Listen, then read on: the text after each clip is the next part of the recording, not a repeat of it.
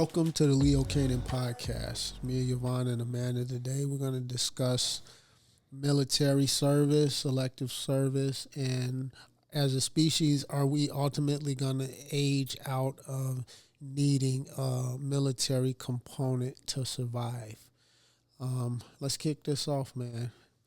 Well, I just don't know if we're there yet. I think eventually, is it now or is it 100 years from now, 200, 500, it doesn't matter. But eventually, we have to get out of having military, having men go to wars, kill each other for whatever reasons.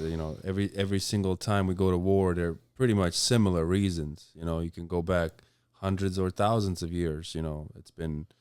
It's been similar reasons, right? So when are we going to grow out of this? That is my question. Well, there was a point in our history where there was no need for military. So how far back? Well, if you go back to, so first of all, you get two different minds. You get two different perspectives on the age of Egypt. So conservative academia has Egypt dated only a couple thousand years ago, and they actually date Mesopotamia and Göbekli Tepe in Turkey. They actually date those predate Egypt, and that's not the case. Egypt predates both of those. Are you saying that the information that we have about Egypt, how long ago it was, is false? Yes, it's very false. It's intentionally false as well. It's not naively false. Right. It's intentionally false. But we'll say that for a different discussion. Now, during this period of time, Egypt, at the height of its power, it had no military. There was no need for a military for a very long time, thousands of years.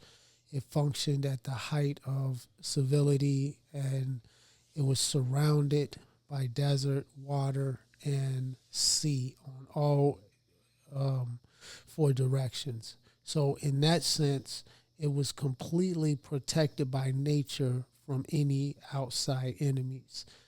Aside from that, it existed in a time where there was no need for enemies. The world existed in a state of peace. It was a stasis, and that was the actual stasis of the entire planet. So we'll get into some conflicts in the comments, obviously, because everybody's going to go by the mainstream academic dates for these ancient cultures, but those dates are wrong in some cases, naively, but in most cases intentionally. But there was a time when these ancient cultures existed and there was no need for war amongst any of them. They existed in peace. Now, shortly after that, Egypt lived at a period of time where it had no need for a military, and it continued to evolve and thrive all the way into an age where it needed a military.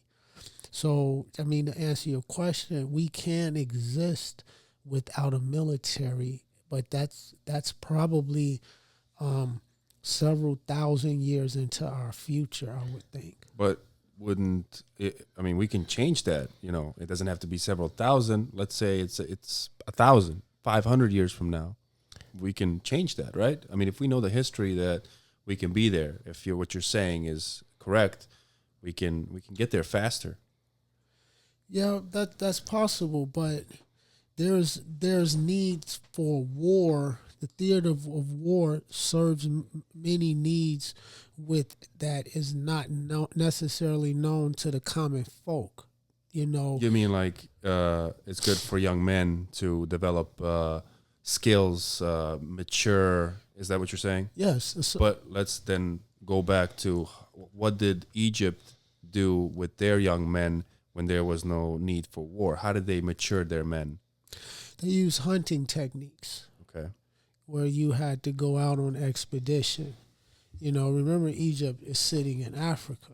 Mm-hmm. So, there's no greater challenge than sending young, and, there's certain tribes in Africa that still use these coming of age processes today. But, you go out here and you don't come back until you have a certain kill with you. So you have to survive out there on your own.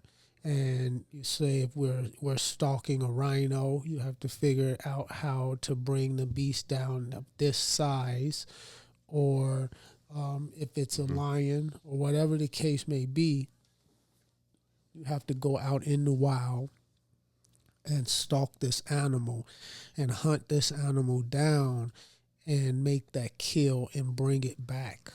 Well, can we mimic something in the modern age similar to that will give it the same effect?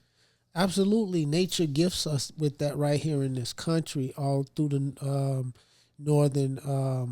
North American continent. We can go from, going to war, or creating reasons to go to war, and we can use rites of passage rituals and send young men out to find a bear. And, come back until you figure out how to bring that bear down and come back with the skin of that bear. Nature would actually support a ritual like that for us to go out and to kill a bear and bring that bear back. Well, that's a lot of dead bears because, we got billions of people. Well, you got billions of boys. Well, do you think that the population size played a role in Egypt being so peaceful? Like, if there's so little population, there's no need to expand and take more space. That's got a lot to do with it, but more importantly, it what played a role in it is what they did in their spare time. Mm-hmm. So a lot of what they don't teach about Egypt. You always hear these definitions of what Egypt was about, and they try to explain it through the lens of way they understand things now. Mm. But what Egypt did in their spare time, what was most important to them was to raise their consciousness. Mm-hmm. So that's what they worked on. And that could take quite a bit of time because it works on a yearly cycle, because it oscillates and it's octaves involved and it's a cyclical nature to it. So every yearly cycle, you can raise your consciousness up an octave, and then another yearly cycle, it raises up another octave. But it is a repetitive work that has to be done year after year. Would that be for like the upper class, or would that be for everyone? Everybody had access to this. Mm-hmm. It did cost money to be a part of it because you needed the time to be able to do it. Mm-hmm. And so Egypt itself created an environment that was, facilitated this process and the people that wanted to participate in it. And so where we look back to Egypt and we see these laws of, we see these gods, these animal-headed gods, or these, however these archaeologists describe them, what they actually are principles of nature. Mm-hmm. And so the meditative process, the spiritual process is designed to bring you in alignment with those principles. There's very few times that we're going to be not at war. It's just, from a human perspective, war is a horrible thing. But it's almost a necessary part of our existence. Well, I disagree because I don't think that we need to always go to war. There could be ways that we can satisfy majority of the needs throughout the world on our planet here that we know of without going to war. We can, and we have the technological advances currently where we can have, electricity at minimal cost, maybe even not have to pay for electricity. And that is a very, very important part. With electricity, you get so much things going. Yeah. Well, don't just think about war as an act. Think about it also as a concept. It's also a concept. It's also maybe an ideology. It's not always the act of war, physical war, the theater of war. You also have war. The concept of war is how you elevate your consciousness and a man perfects himself. If you don't think of it in terms of going to war with yourself, and everything you know about war has to be turned inward, and as a man you have to go to war with yourself. If you don't think about it like that, if you don't know you're at war with yourself, you're losing.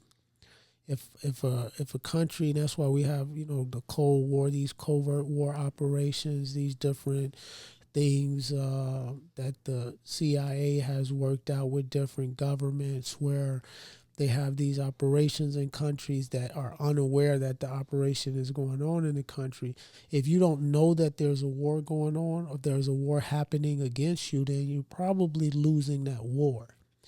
And so you have to think of it through that lens. A man, in order to perfect himself, has to understand that he has to go to war with himself. There's no other way to perfect yourself than to go to war with yourself. Well, what about if we, have a different type of schooling system where we can teach these kids at a young age what you're talking about without physically doing it? Without actually going to Right. war? What about like simulating a war? Like we got advanced video games, we got these goggles, fake guns, stuff like that.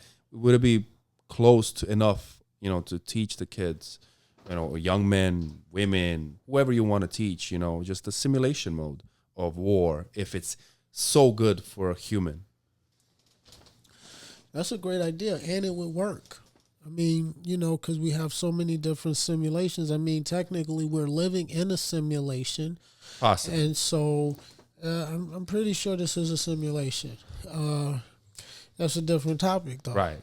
But if you think about it that way, the same way we play war games and we can perfect different methods of non-lethal warfare, or for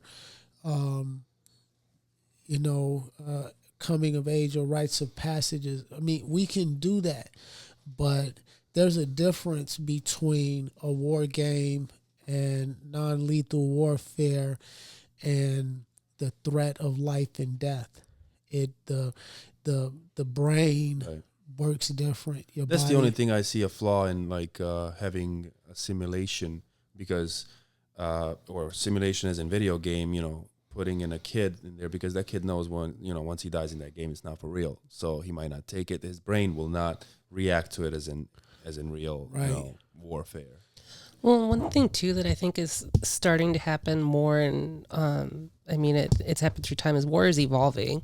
Where, for a time it was everyone stands in lines with their knife and you're going at it like hand to hand. And I know there's still hand to hand combat happening, but it's becoming more and more push button, where the majority of the damage is going to be drones that are going to try and target a specific place to take out whatever threats, so that when you're going in, you're dealing with as little physical harm as possible. That's a great point, because now you can't even have a real war. You're not. You're just sitting in front of a computer. You might be the person that's actually, driving that drone or those drones, putting in, software where to go and just explode at the place. So you're not even, you are at war, but you're not getting those mental benefits, because you're just playing a video game, and when your drone dies, it's nothing. You just gotta turn on a second one and go at it. Turn on the third one until you succeed. As long as we operate under political systems, as long as we have political systems, technically, when Egypt thrived, it did not have a political system. There was no political system in play in Egypt. But as long as there are political systems, there will be war, because war is an extension of politics, and politics is an extension of war. They coexist. This is von Clausewitz. And so, without them, without war, there's no politics. And without politics, there's no war. Are you saying that without politics, there's no motivation for war? There's no motive. Exactly. Well, let's look at the history. Why were there, let's say, a history of the last 1,000 years, not going further than that.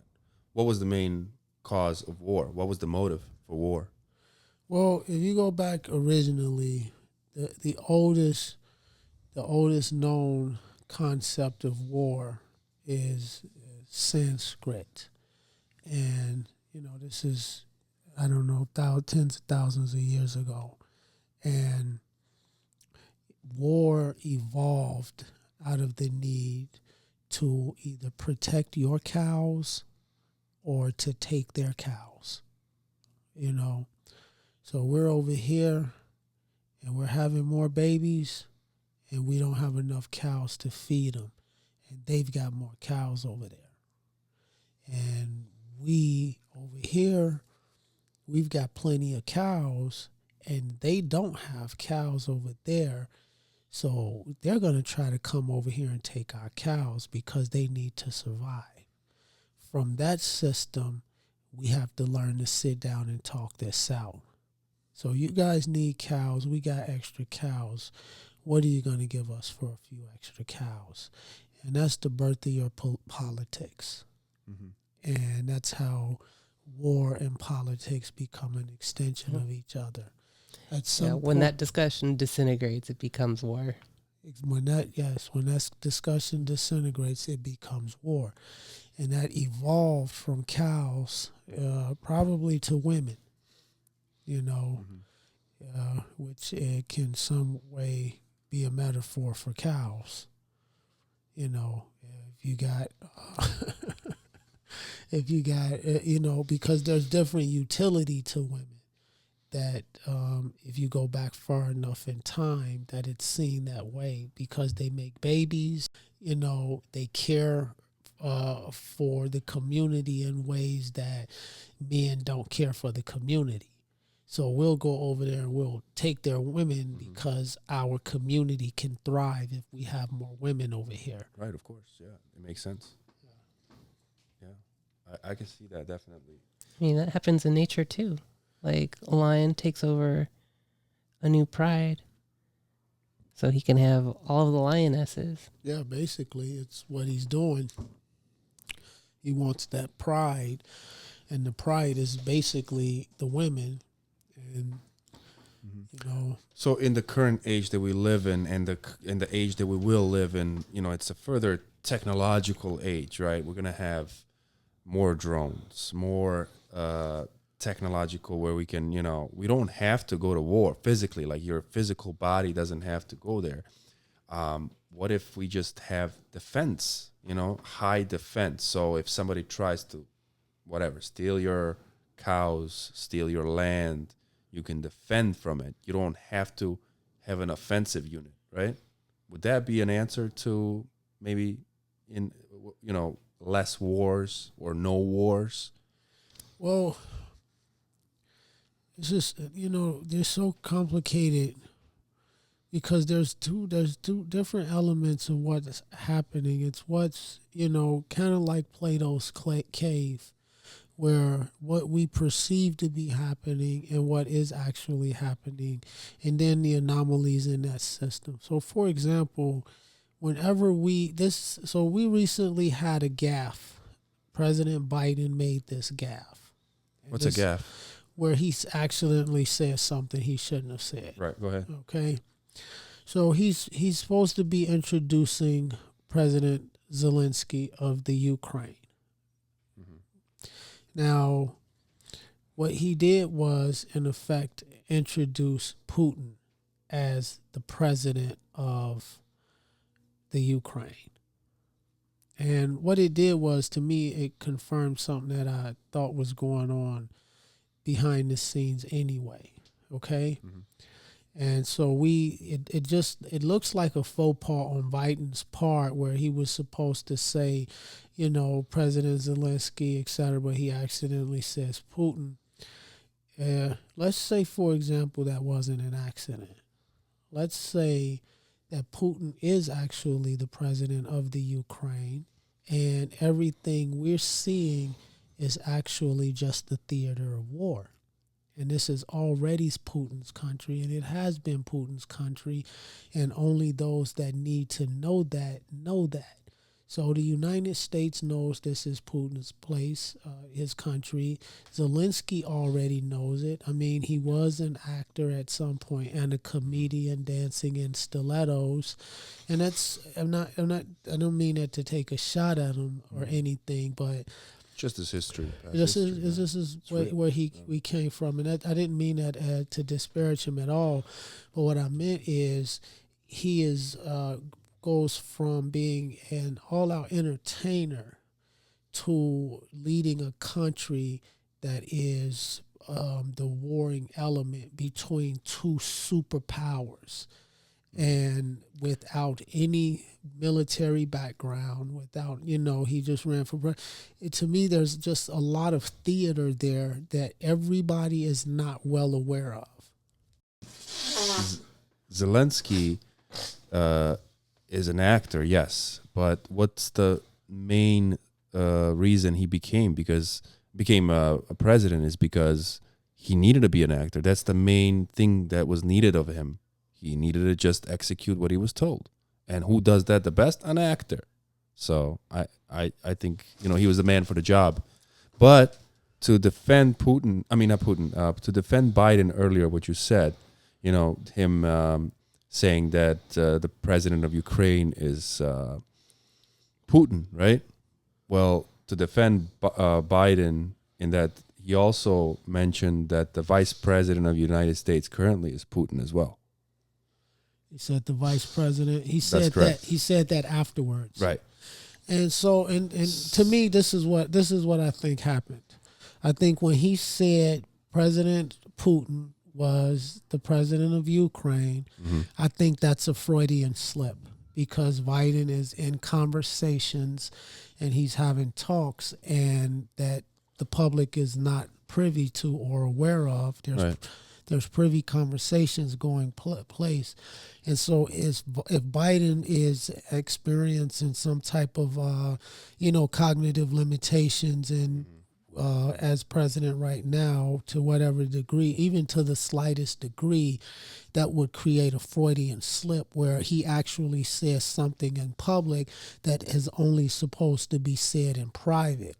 Now, in order to cover up that shit, then you have to put more shit on top of it. Right. So now all of a sudden what we'll do is like he also made the mistake of calling Putin the vice president of the United States. So now what it does is it takes the attention off of the original Freudian slip because he said this, and now it doesn't exist by itself because guess what? Oh, he also said this.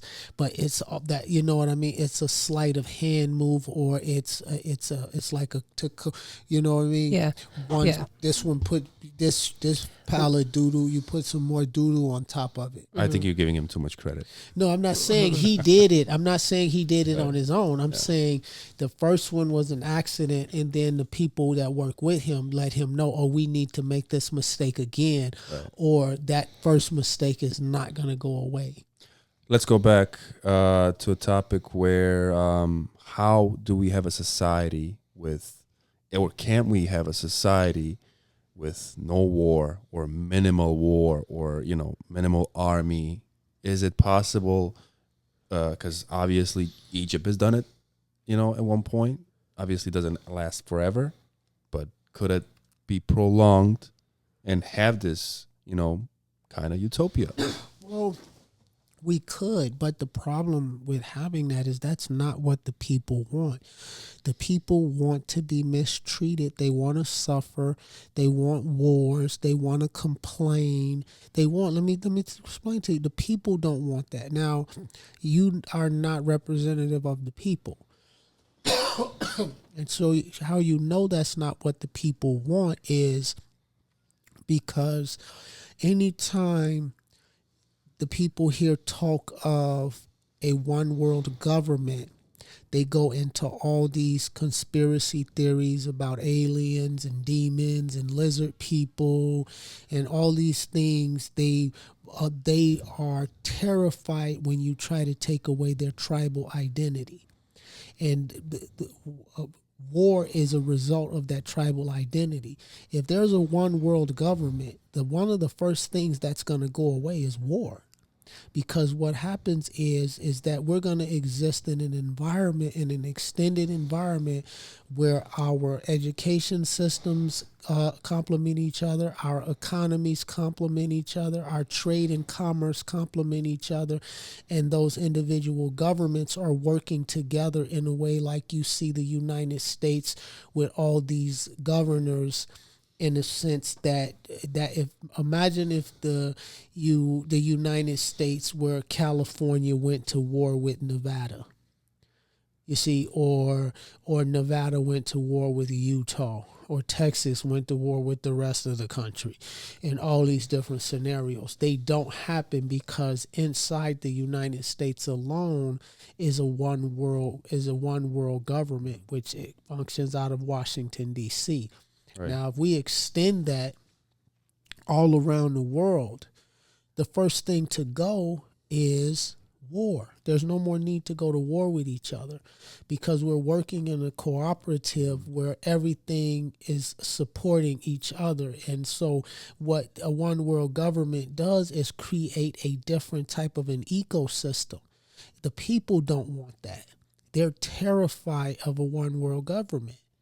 So every time that enter one world government enters into or we hear conversation about a new world order, people get terrified. But I think people are terrified of the new world order is they don't want change of the current, whatever that, we could be living in a really bad situation, but the person is scared of that different change, because there's going to be a bad time to get to that better time. And they think that from here where they're at, it's going to go lower. It's going to be more negative until we get to that higher positive. And they don't want to experience that more negative because change is always bad, in people's minds. I mean, yeah, you're right.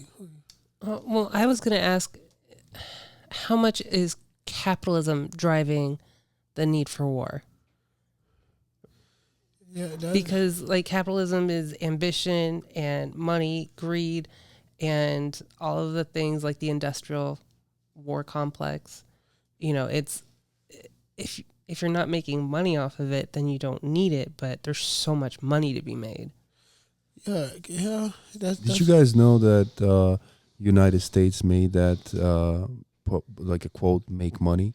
No one else in the world uses make money, just United States. Make money. Yeah, make money. We do tend to print it pretty well. Right. But but no one else uses making money. Like, what are you doing? I'm making money. No one has ever said that to the history that we know. Huh. And including right now, just in the United States, is making money. That's a good point. There's plenty of places it's working for money, but not making money. It's only in the United States. That's a real interesting point. But answer her question.